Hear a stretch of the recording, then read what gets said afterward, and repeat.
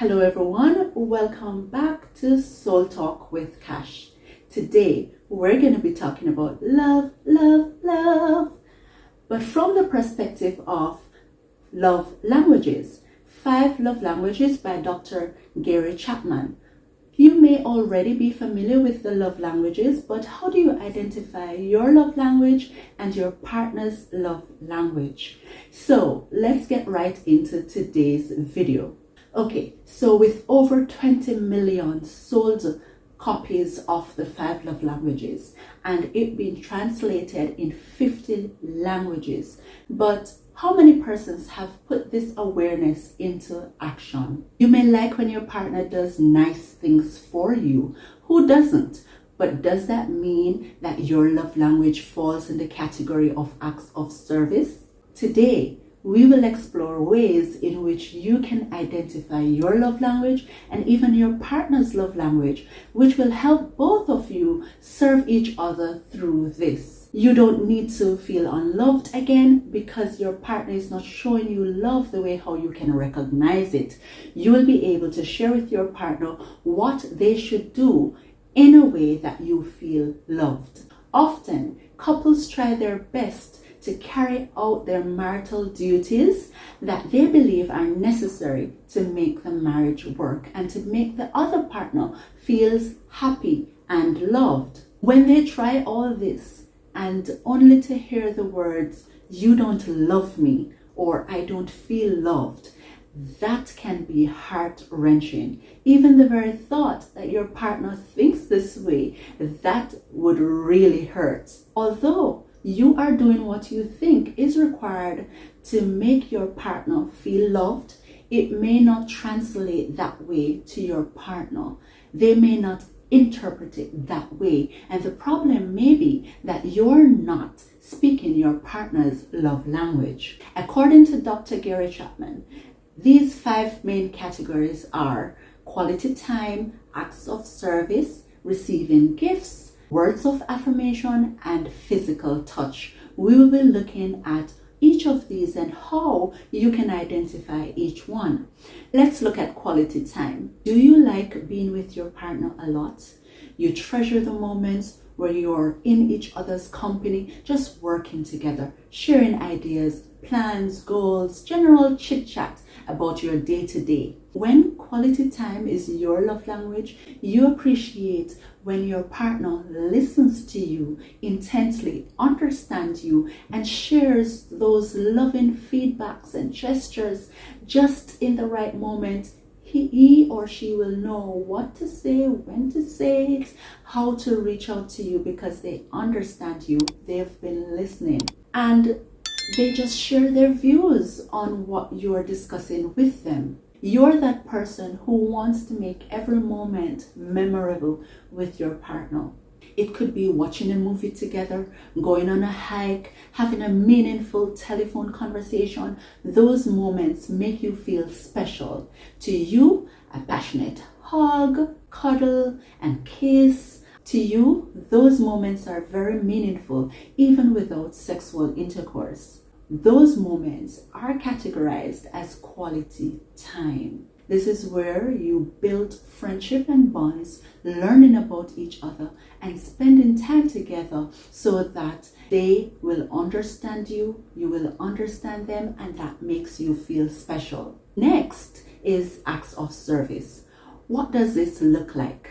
Acts of service are those considerable actions that are taken by your partner and that show that they care. They've been thinking about you. You feel loved when your partner does things that are meaningful to you.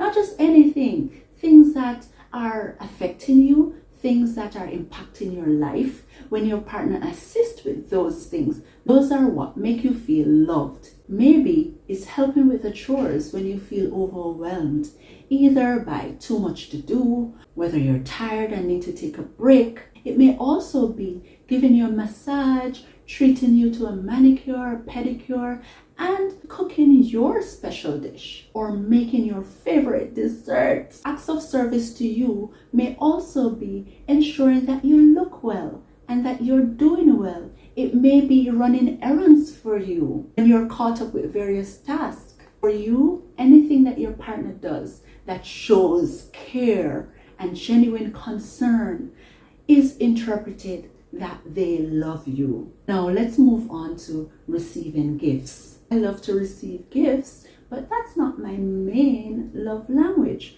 Now, for someone who their primary love language is receiving gifts, then you're someone who will appreciate gifts regardless of the size and sometimes even the cost. To you, it's the sentiments that's attached with someone thinking about you, caring for you, considering what you need, and getting you something that makes you feel special.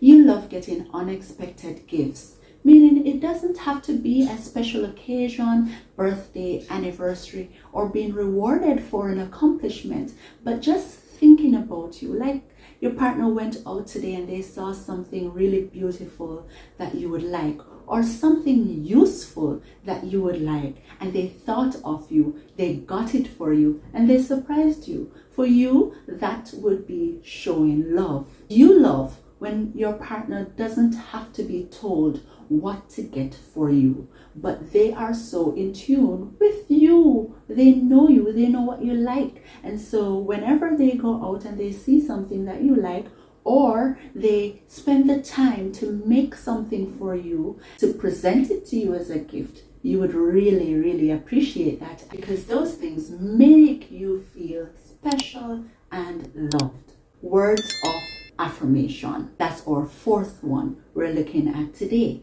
If your love language is words of affirmation, then your world will light up when your partner compliments you on how you look, what you've done, or encourages you towards your goal. They are that motivating factor behind you, especially when you know that all those compliments and encouragements are coming from a genuine place. They're not just doing it to make you feel good, but they are doing it because they really feel that way about you. And that speaks love to you.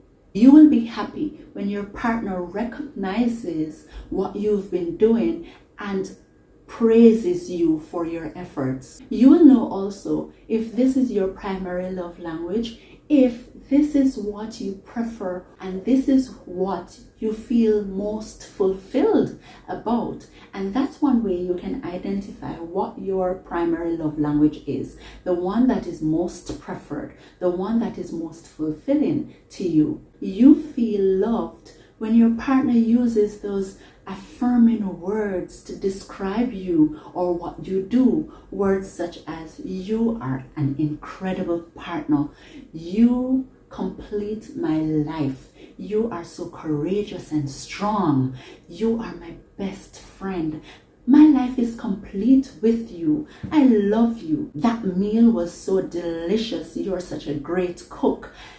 Anything like that, you get the essence. The final one is physical touch.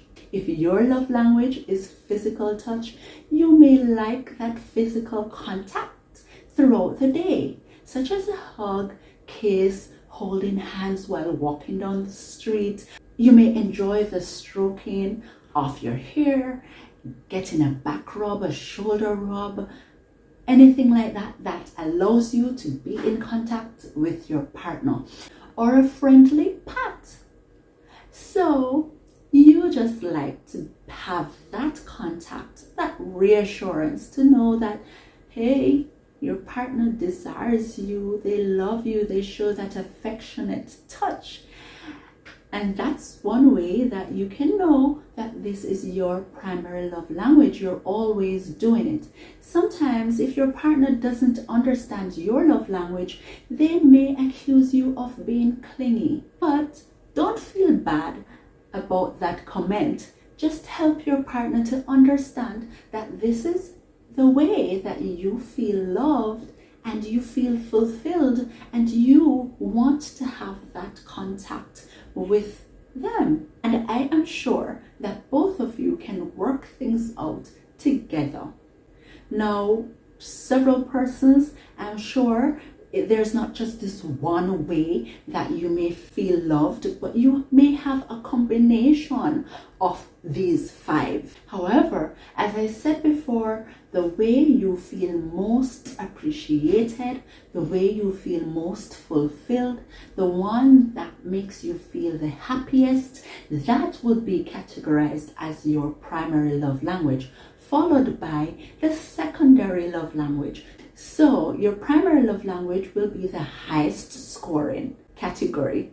Your secondary love language, that's the second highest category. And maybe you have a tertiary and so forth. So a lot of persons will have a combination of these, but it's good to recognize and identify what your primary and at least your secondary love languages are, so that you can communicate that to your partner and your partner can understand you and be able to serve you through your love language. Likewise, you serve your partner through their love language, not based on how you feel loved, because you may be showing your partner through your love language and they do not appreciate that or feel loved. So that's one reason it's so important to understand and identify the various love languages so that you can recognize what is it for your partner that works, and you can feed them through that and you can share with them your very own. If you haven't considered and assessed your love language before, I encourage you to do so, as well as try to identify your partner's love language. Both you and your partner can share in this discussion about love languages and see how best to meet each other through that. I am going to be sharing a link below where you can take that love language quiz. Try it and it will give you the score and help you to identify your primary, secondary, and which others fall later down in the list. So take that quiz and put in it in the description below. If you'd like, you could go ahead and share in the comments your thoughts on love languages. Which is your primary, secondary, even tertiary love language? Share with me. I'd love to see them. Before you go, make sure to like, share, and subscribe to my channel. Turn on your all notification bells so that every time I upload a video, you will be the first to know. Until next time, I will see you in the next one.